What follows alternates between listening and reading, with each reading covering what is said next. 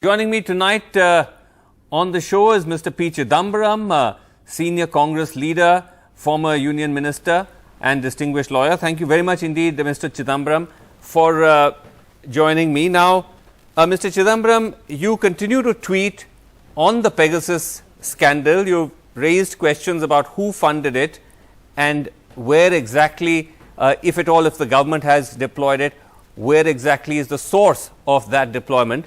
But Mr. Chidambaram, the government continues to maintain that this is a non-story. There is no evidence to suggest that the government had anything to do with it. If it's a non-story and the government has nothing to do with it, why doesn't government boldly and fearlessly appoint a commission of inquiry or a judge to report that, one, there was no infiltration into any Indian telephone.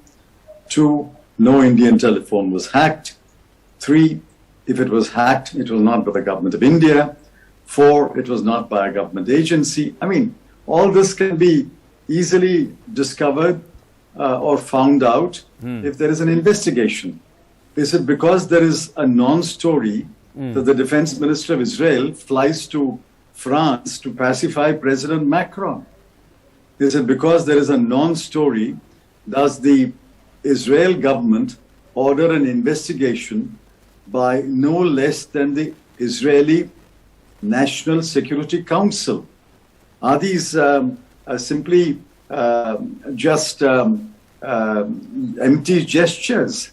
Right. Every day there is mounting evidence that something went wrong. Question is, did something go wrong in India? If something did go wrong in India, who was responsible for it? Okay, but Mr. Chidambaram, when the government said, and we had the minister on the floor of the House saying that we did nothing illegal, we do have protocols in place for surveillance, but we don't do illegal surveillance, which was an attempt, I suppose, to answer the question you're asking about whether they were actually snooping, illegally snooping or hacking into the phones of Indian citizens. You don't buy that as an explanation? I don't, because the minister is an intelligent minister. And the statement is worded very cleverly. What did he say? There was no unauthorized surveillance. 2 questions. Was there surveillance? Second question. Was there authorized surveillance? If you say that there was no unauthorized surveillance, these 2 questions arise. If he was so clear that there was no surveillance at all, he should have simply said there was no surveillance of whatever kind. Why did he qualify the word surveillance by there was no unauthorized surveillance? Okay. There's a famous proverb in Tamil, I'm sure there's one in every language. My father is not hiding in the barn. What does it mean? My father is not hiding in the barn means what? Okay.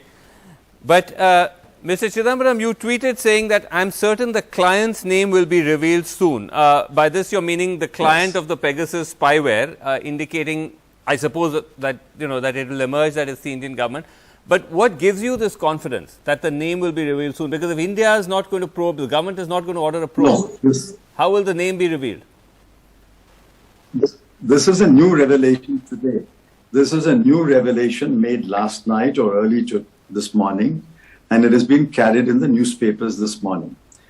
Wire, which is part of that international group of journals and journalists, put out a statement saying, which in 2 places say, Indian client of NSO group. Please read that statement very carefully. Indian client of NSO group. Twice it says. Right. So Wire is now stating that there is an Indian client of the NSO group. Who is that Indian client? Was it the government of India? Was it an agency of the government of India? Was it a rogue agency of the government of India which acted without the approval of the government of India? Right. Or was it a private entity? Each one makes it worse. If it was a rogue agency, the matter is very serious. And if it is a private entity, the matter is of utmost seriousness. Okay. So there is an Indian client. You have to find out who the Indian client is. Okay. You know, Mamata Banerjee, as you know, has, or may have heard, has set up a judicial commission to probe this particular scandal or supposed scandal. Why has a Congress, I mean, firstly, does that have any kind of legal bite or sanction? And if so, why didn't one of the Congress rule states do that? Has she sort of stolen a march over you in that sense? No, we are not in a one-upmanship game. You see, Commissions of Inquiry Act authorizes, enables the central government to appoint a commission. It also empowers the state government to appoint a commission. Mamata ji has appointed a commission because there is evidence that an MP from Bengal was snooped upon. At least there is an allegation that an MP from Bengal, Abhishek Banerjee, was snooped upon.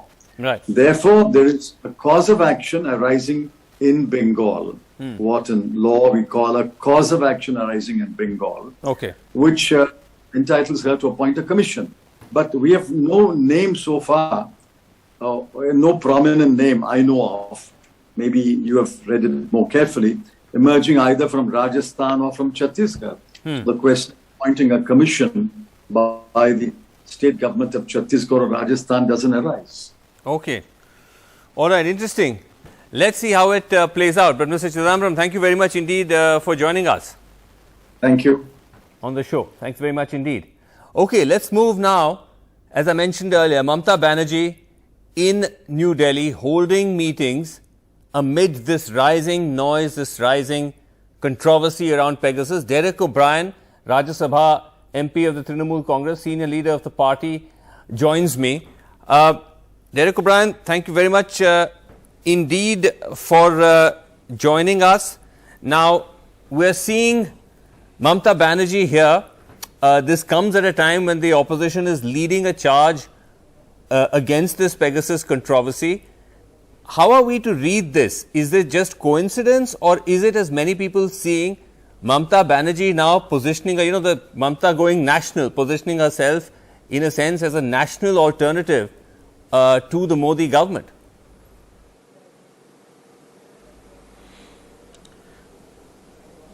Mr. Jain, on May the 2nd, the All India Trinamool Congress and the people of Bengal told Modi and Shah, who spent so much of money, who used all the agencies they had, Right. who were daily passengers, I don't know whether it was Air India or Indigo, up and down from Calcutta, who had their mugs on every poster. The message after that was clear. They were handed out a humiliating defeat. So now with this parliament session, it's but obvious. It's but obvious the mood of the opposition has changed. I just heard what the opening batsman from my team, as in the opposition team, said, Mr. Chidambaram. We have Mr. Modi and Mr. Shah on the back foot. The body language is different. So Mamata Banerjee is a seasoned public servant. She's a seasoned politician. And she's here to for the kill. She had a meeting with the Prime Minister. And I don't know what they discussed at the meeting. That would not be proper on my part to, because I don't even know what they discussed. That's a meeting between a Prime Minister and a Chief Minister. Yes. It was a courtesy call. Right.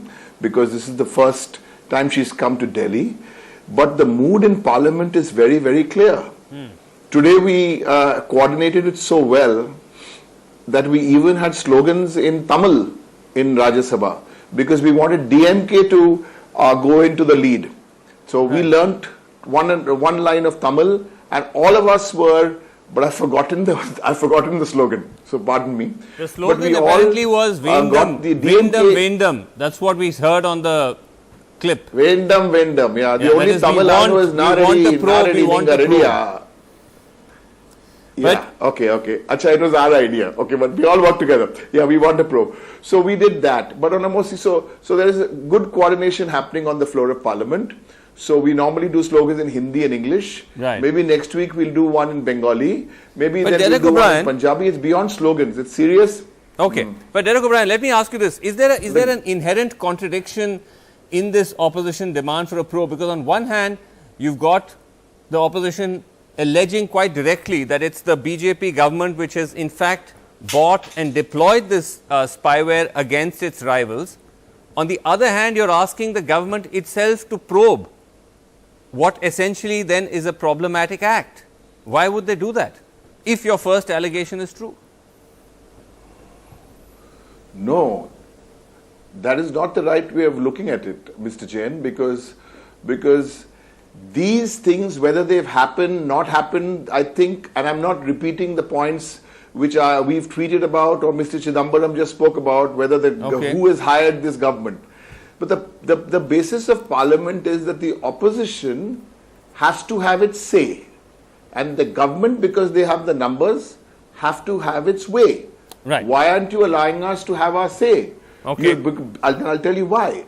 The reason why we are not allowed to have our say is because that's why next week we are actually seriously thinking of somewhere in Pandara Road or somewhere in Lodi Gardens, we are planning to set up these camps. These are tutorial camps. Okay. Where we want Mr. Modi and Mr. Shah All who right. don't understand how parliament works. Right. We want to share with them in parliament, because Mr. Modi and Mr. Shah think it's okay that in UPA 1 and UPA 2, 70% of all bills were scrutinized and studied. Right. They think it's okay now if it's 10% is scrutinized, that's okay. 1 minute. They think Okay. it's okay if Lok Sabha can run for two and a half years without a deputy speaker.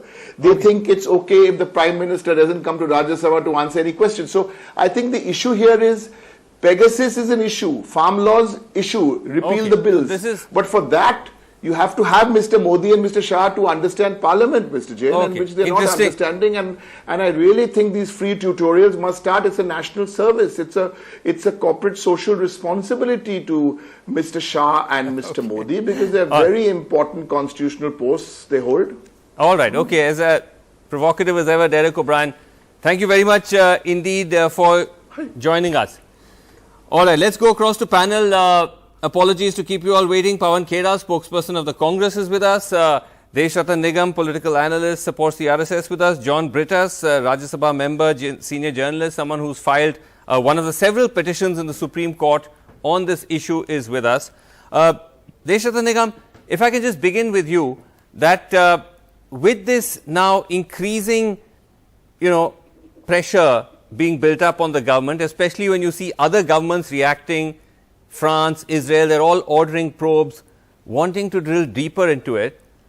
Is the government painting itself into a corner by continuously refusing a probe into Pegasus? Regardless of whether the charges are true or not, the question is still not clear. Why is the government so reluctant to probe it? I do not want to comment about what France is doing or Hungary is doing or Israel is doing. I'll comment what is there in India, in public domain in India. So I'll raise few questions. First, the report talks of potential targets, which means a probability of an event happening in future, not the event. Don't use the word potential for the event that has happened in 2017 to 19. So that's the first variant. Second is, whose list is this? From whose server it has come out? And where is the original raw list that can be put technical scrutiny? In the absence of these, isn't this all what can emerge from a probe? Let me tell you, let me answer. You have to have something to begin a probe. You cannot fishing and roving inquiry, which the Supreme Court is very clear through various judgments. And therefore, this is exactly your fishing and roving inquiry. That's what they want. And unless fishing and roving inquiry. All right. Let me come again. Let me finish off. Now, Amnesty has an axe to grind against India. We know that they are being prosecuted in India because of money laundering ED issue. So their credibility itself, they have their axe to grind towards India.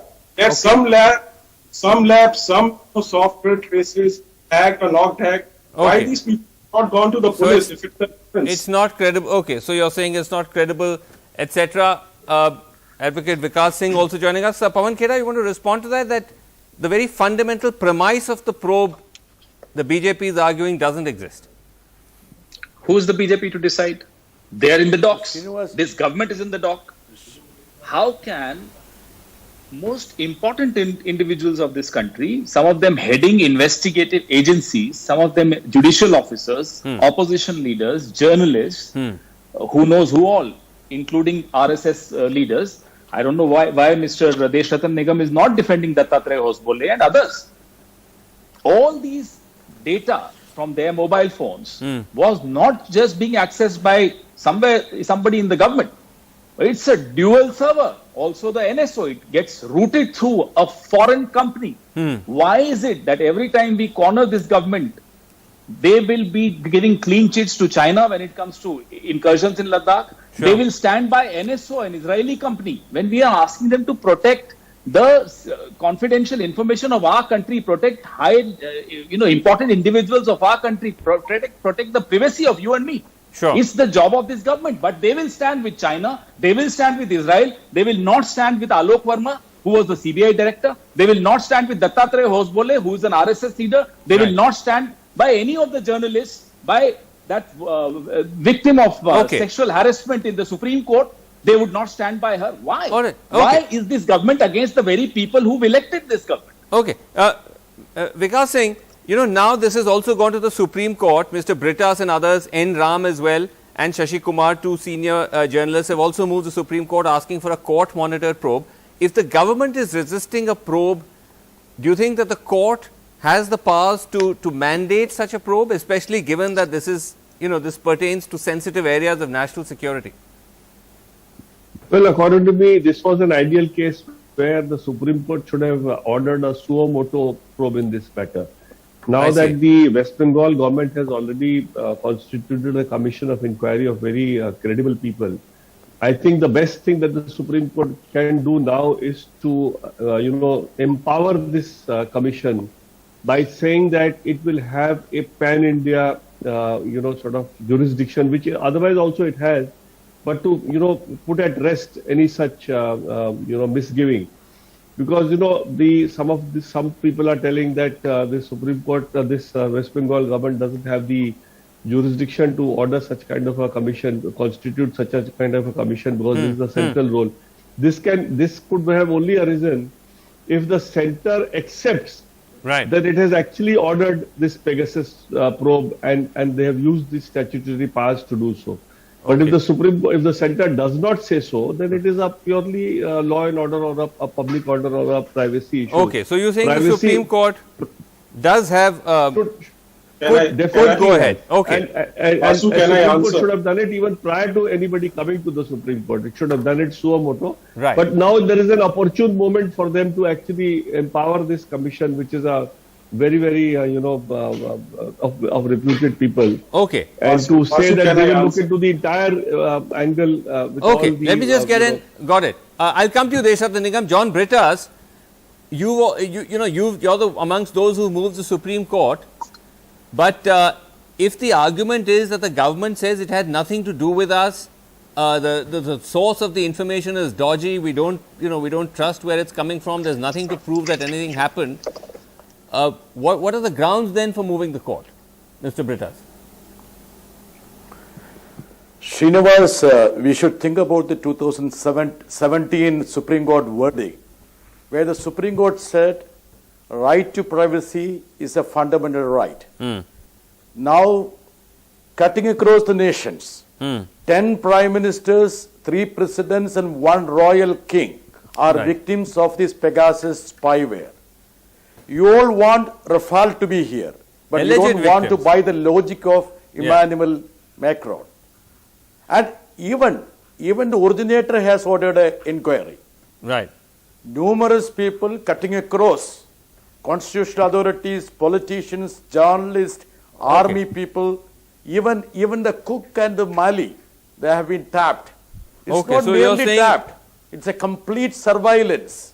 Okay, but Deshratan Nigam, the point is that, as Mr. Chidambaram was saying, that if this was a non-story, a non-issue, the government could have just come out and answered those critical questions, that we have not bought and deployed the spyware, which they've still not done. We're now in day, what, 6 or 7 of the scandal, or perhaps even more, and that question still remain unanswered. Vasu, let me first answer Mr. Britas. When you say right to privacy is a fundamental right, then you have to clearly establish that right is violated. It should not be in the realm of suspicion. That's what the law is. You have to clearly establish it. Then only you can ask for your defenses. Okay. Second, let me answer Mr. Vikas Singh. Section 2 of Inquiry Act is very clear that the State Commission can be appointed by the state government only if the subject matter falls in the state list or concurrent list. Now, this surveillance that you're talking about falls under telecommunication, wireless or similar communication, which is entry 31 of the union list. Okay, Therefore, now they answer don't- my question, Mr. Nigam. Yes. I'm coming to your question. Yes, You quickly know, because time is short. Yes. what I am saying is, you have to show something. Basis as to first you have to establish. It cannot be merely in air. No, but why is the government then not saying, if Let you're me saying it's answer all that. in the air, government can Let me come out and answer- say, we've never bought and deployed it. I come back to Yeah. it. Why aren't they saying that? Let me answer that. The moment I don't know whether government of India is using it or not. I am answering a logical answer to you, saying that if the government of India says what kind of softwares it is using for the authorized surveillances, I'm not talking about anything unauthorized, authorized surveillance, compromising the intelligence work, it can be open to successful hacking. So you don't have to tell at all what kind of software you are using. You will be open I will yourself. answer. You don't have to tell? You don't have I to will answer. kind of I don't software. understand what you're post- saying. If you're using spyware like Pegasus, it is borderline, if not outright illegal. You do have to No, I'm explain not- whether I'm you are or not. God. And I'm that's not something on- the government isn't doing anyway. Pawan Khera wants to No, come. I'm not on Just a second, legality. Mr. Singh. You're illegal. I'm not Pawan on Khera. legality. Okay. One This second, is the Deshantan Nigam. worst Yes, Pawan Khera. defense. This is the worst defense that I've ever heard of this government. Now, I think RSS is turning against the BJP. If this is the kind of defense RSS is putting forward. Thank you, Mr. Nigam. I think you are a nationalist. Now, who's asking which software are you using? We are asking, are you using Pegasus or not? And Vasu, if the government is not the client of Pegasus, then the government should be more interested than Vasu and Pawan Khera to know who else is. Who is it that is accessing information from Alok Verma's phone? From your phone, from my phone, from Dattatreya Hosbole ji's phone? ये तो हम सब सरकार को ज्यादा चिंता होनी चाहिए कि भाई 56 इंच के होते हुए कोई और जासूसी कैसे कर रहा है and also a foreign country for God's sake. The government should be more keen on finding out if it is not the government. For a minute, let's assume it's not the government. Right. Then the question is, then who else? Okay. That question should haunt each one of us, Right. including Mr. Modi and Mr. Shah. Okay. Haunt each one of us. We're very, very short on time, Mr. Vikas Singh. Very briefly, sir. We're completely out of time. Yes, Mr. Singh. Yes, so to answer this question raised by Mr. Nigam, that if it is entry 31, the state is denuded of its power. For invoking entry 31, they have to come out and say that they have authorized this snooping. So then it will be a telecom issue. If they have not authorized this snooping, then it's merely a public order or a law and order or a invasion of privacy issue, which Okay. is definitely within the state subject. So Give me according to 10 me, the seconds. state is fully empowered to look into Give me All it. 10 right. Okay. We'll have to Give me leave it 10 there. Thank you. We Give me are 10 are so over time, but we'll come back to this debate, and I'm sure we'll have you back, Deshantan Nigam. Thank you all so much for joining us. Take a short break. Be back with more. Welcome back. It's a day since a decades-old simmering border dispute between Assam and Mizoram exploded into unprecedented violence at their borders. 5 Assam policemen died of bullet injuries after being fired on by Mizoram police, and many more injured, and tensions are still high. At the border itself, there is an uneasy calm as police forces of both states have backed off, but the leaders of both states have escalated the rhetoric. Today, Assam's Chief Minister Himanta Biswa paid homage to the slain police officials and targeted his Mizoram counterpart, Zoramthanga. তাৰ পিছতেতো firing হৈ গ'ল তাৰ পিছত তেখেতে সৰি ক'ব আৰম্ভ কৰি ফোনটো থলে আৰু তাৰ পিছত ফোন কৰা নাই then we decided on an agreement that this will be the agreement then suddenly firing comes but খালি মই অসমৰ ৰাজ্যক এটোৱে জনাব খুজো যে we have not backtracked our people may have died But we are there, we are solidly there, we are defending our constitutional boundary. Mr. Sarma has also put out a series of tweets in which he appears to show Mizo armed forces and locals celebrating the attack on the Assam police.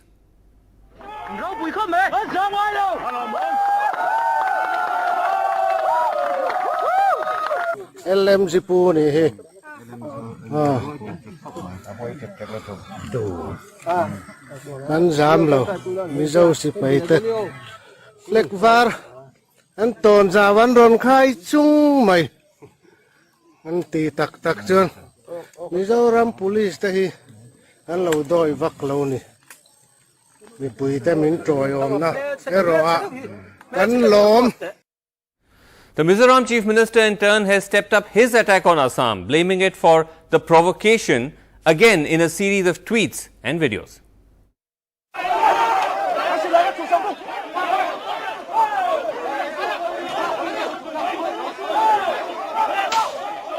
Uteron chau vai hawin an motoran bok chiat sak veka anu pain an khoya choi sapokan pa pe chu khal hei thei lo ni ti hian an soi chet an lo vok chiat sak na samaya oh ekan miso ron sote anu pain ni an soi sana samo. Both states have also put out statements directly blaming each other for who started the violence. Assam says Mizoram is to blame. Mizoram is saying the same thing. Assam says Mizoram began building a road set up to a new armed camp. Assam says they sent a team to negotiate a truce with Mizoram, and while negotiations were taking place, Mizoram police opened fire in which 5 Assam police personnel died, more than 50 injured. Assam said their police has shown remarkable restraint.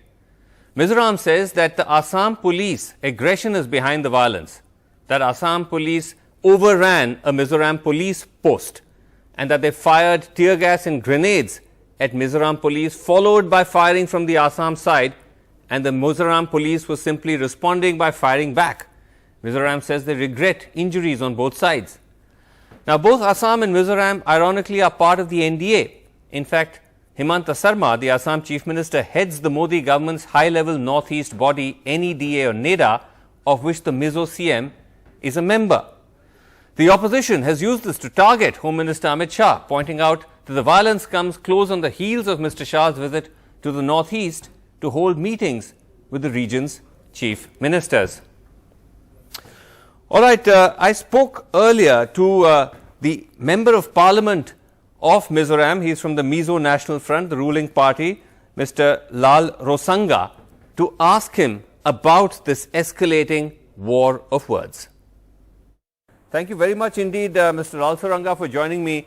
Now, I heard that you said that this was a pure act of aggression by the Assam police, but the Assam government, the Chief Minister, has come out very clearly saying that this was entirely provoked by the Mizoram side. No. You deny this? You're saying that it wasn't started by the Mizoram side? How did it start then, according to you? Absolutely not. Absolutely not. Because yesterday, the act of aggression was started by the Assam police only. They went to the Mizoram border. In fact, they went past the CRPF duty post there.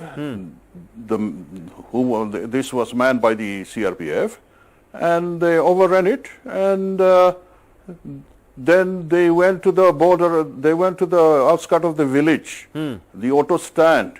They went up to that, and this was a part. This is a part of Mizoram only, and it is the Assam police only which went with a huge contingent of around 200 policemen with senior officers, and they had every intention of provoking a fight out there. But sir, if it was the Assam police's fault, then explain to us how it was the Assam police that have lost 5 people in the firing. Yeah, because the Assam police lobbed hand grenades and they shot tear gas canisters, and then they even fired. They fired first. So naturally, it provoked the Assam police, the Mizoram police over there. That's not actually what the Assam government is saying. The Assam government is saying that first their delegation that went was surrounded and attacked by a mob of miscreants on the Mizoram side. After that they said that one of the, let me just finish, sir, and then you can respond. After that they said that when there was another round of talks going on, the Mizoram police horrifically opened fire on Assam officials and civilians from two dominating high features with automatic weapons and LMGs, light machine guns. No, the Assam police contingent, they went to the border, they went inside the Mizoram border, they even went past the CRPF duty post. I don't know how the CRPF duty there didn't stop them, because they were supposed to control the situation out there. Yeah. Even then, they went past that and they went up to that auto rickshaw stand, and there they started to provoke the villagers, and that is why the villagers came from the village, and they were unarmed villagers. Yes. And they didn't come there to fight. But in spite of that, it seems the Assam police, they lobbed hand grenades and canisters. So you're saying that the fact that the Mizoram police fired on their Assam counterparts, killing 5, you're saying that was done out of self-defense? Yes, yes, to protect the border of Mizoram. But no Mizoram police force were killed or injured. I mean, thank God, but then how does that how does that explain? No, there were injuries. Okay, you claim there have been injuries, but tell me, overall, Mr. Lalsuranga, this is unprecedented. We've never seen. Oh yes, it is. We've never seen police force of 2 Indian states firing at each other. In one instance, 5 members, at least 5 have been killed of one state. I mean, isn't this condemnable? I mean, how you almost seem to be saying it was justified. No, the act of aggression by the Assam police was condemnable, and this incident could have been avoided. The killings should not and ought not to have taken place at all. But when they fired first, when the Assam police fired first, in self-defense, the Mizoram police had to fire back. Okay, you're still saying they fired first, but overall, what I think is surprising a lot of people also, Mr. Lalsuranga, is that your government in Mizoram, as well as of course the Assam government, are all part of the NDA umbrella in the northeast. And yet you've had this complete breakdown. True. Very true. Yes. Isn't this also a political failure of both the chief ministers, both the leaders, including Mr. Zoramthanga? I think it's the failure of the new chief minister of Assam, because these things have started happening after he took over as chief minister. There were both the clashes before, but not to this extent. So I won't say it is a failure of the Mizoram chief minister. You're completely absolving Mr. Zoramthanga. But last question to you. Yes.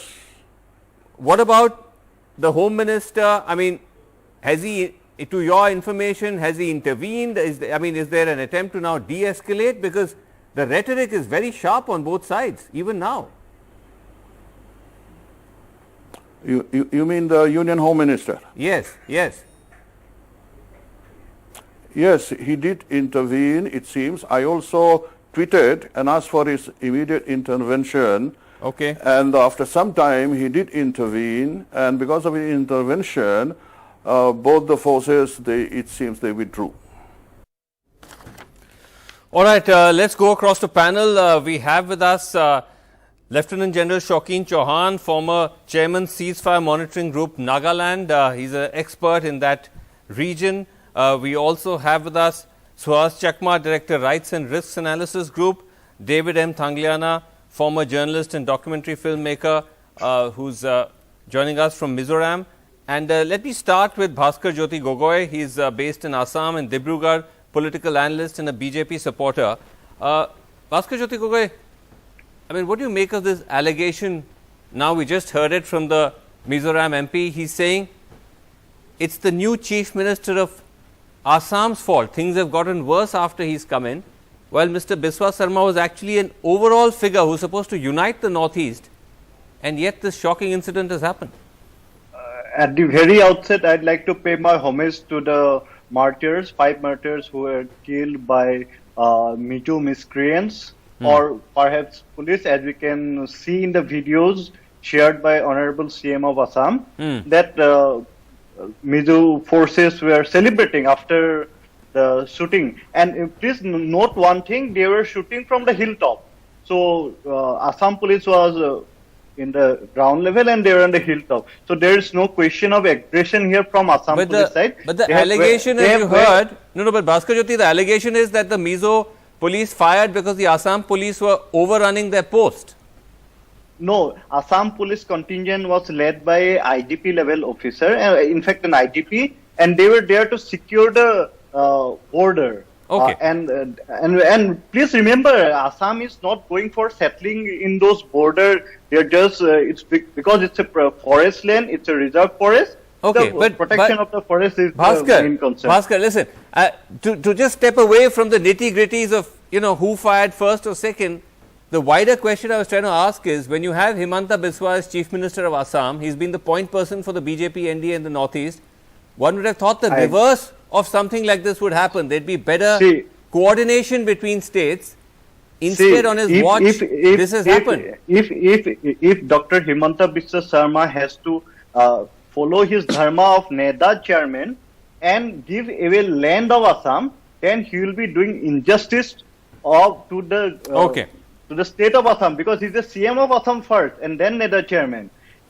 Even before this, when there was Congress government in the both Assam and Mizoram, there was no settlement to these border issues. Okay, so when you're saying, it's only so when you say give away land to Mizoram or give away Assam's land, for those who are not aware, this is a long simmering border dispute along the stretch of the Mizo-Assam border, where both sides claim portions of land as theirs.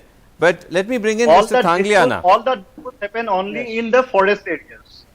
I would like to give my side of the story. Mr. Thangliana. Yes. Is it fair to blame all of this on Himanta Biswa taking over? Isn't this a much older and long simmering tension? And also, is it fair to treat it as both sides equivalents, while actually it's on the Assam side that 5 soldiers, five armed forces have died? You're right in saying that there's been a simmering condition from a long time back. But what happened is, just recently, there have been clashes with our 3 bordering districts in Assam. Yes. Very recently. And this has been going on since 1995. Yes. So, sporadic incidents have been happening. But what has led to such a strong provocation this time? You see, in the Hailakandi district area, there were incursions by the Assam police. And in the Karimganj area, the same happened recently. And so you're saying the incursions were by the Assam police? Just a day or two after both chief ministers spoke with the Union Home Minister for an amicable settlement. Yes. We saw that Assam government officials and the police had come in force. Okay, I'm sure Assam will. Assam will rebut that. In fact, the Assam statement says it's the reverse. But anyway, let me just bring in General Chauhan. Okay, just a second, Mr. Sanglia, let me just move on for a second. General Chauhan, you've studied this. You've written extensively about the history of this. Yes. But have you ever come across something like this, where you have states troops firing at each other? I mean, we're all supposed to be in the same country. You're absolutely right, Sreenivasan. It's a difficult situation to even think about. But that entire area of the northeast is a tinder keg of violence, and it is actually led due to the ongoing insurgency also. If you are aware, and I'm certain you are, Assam has a problem with Nagaland also. And last year, as well as last year, we had the Naga police and the Assam police almost coming to blows, but not using their weapons. Earlier this year in June, we had a similar incident of a couple of grenade blasts in this border area. Right. And this has been happening, as Mr. David Thangliana is saying, it's been happening for a long time. In fact, even from 1987, when the first demarcation of Mizoram took place, there were a lot of violent clashes. So who's accountable here to try and make the peace and try to at least resolve this? Isn't the center supposed to be? Shouldn't they be playing a more proactive role? Sreenivasan, you're absolutely right. The center must do that. There have been 2 or 3 boundary commissions that were given the mandate to sort these ongoing border problems between Assam, Mizoram, Manipur, and Nagaland. Right. Those boundary commissions have not been successful. So, to my mind, it must go up to the Supreme Court as fast as possible, as quickly as possible, and they must resolve this issue quickly. We can't let it survive at all. We can't let this situation go on. Suhas Chakma, is it surprising, because you've got a large swath of these northeastern states, they all are either BJP governments or they're affiliated to the NDA. You've got a strong government at the center, Amit Shah is Home Minister, and yet you have something like this. Well, and if you look at the entire policy of the BJP, it's not surprising. And I am telling you from history. In the 80s, you had seen that the Congress, when it was in power, it was creating counter-insurgent groups. So if you look at the Bodoland history, the Bodoland terrorists were trained by the SSB, and Mr. Bhedmaro had written extensively on that. And today but you have something like this, a boundary dispute? I mean, that's surely... See, the boundary dispute is not about the dispute today. It's about future. And people in Northeast, they are ethnocentric. And when they talk about the boundaries, it's not within the Union of India. It's something outside the Union of India. Something, somewhere it might come up. And that's what I was saying. When you, what the Congress followed in the 80s, and you were exactly doing the same thing. When you brought the CAA, as well as you started the NRC, you had exempted the entire northeastern state. Then what have you done? You created ethnocentrism. So everybody wanted to identify themselves in a manner that no outsider should be allowed to come in. And that's where the whole identification of territory, nationality, etc. comes in. Let Bhaskar Jyoti Gogai wants to rebut. Yes, Bhaskar. This I agree that these issues have been going on for a pretty long time, over 30 years, and these can be only solved through discussion and talks. And Assam CM has asked for talks even before the meeting in Shillong with the Union Home Minister. But and yesterday also there were a lot of phone calls going from him to Zoramthanga, who is the Chief Minister of Mizoram, and despite that, there has been no political show of support or kind of from the Mizoram side to resolve this issue. Okay, Mizoram side is fine. I want to respond to that. Bhaskar, I'm saying forget Mizoram side for a second. What about the center? Bhaskar, your BJP at the center, Amit Shah, Home Minister, surely best person to have brought everybody together. Center has stepped in yesterday itself, and CRPF contingent has taken over that disputed site. Okay. So that is a temporary solution. Very quickly. Solution can be only found between these two states. Very quickly, Mr. Thangliana. Very little time left. Yes, Mr. Thangliana, very quickly. What he's saying is that Mizoram has not done anything. That is totally incorrect. The previous government under Pulal Thanhola, he had asked the center to solve this problem. Okay. And now our present Chief Minister, Zoramthanga, has also asked the center to solve this problem. Okay. He has even sent many letters. All right. Given that the center has not done anything. Sharma has expressed his desire to there are so many grievances on our side. All right, let's hope. Let's I hope. wish there was more time for me to, to point out these grievances. Okay, okay.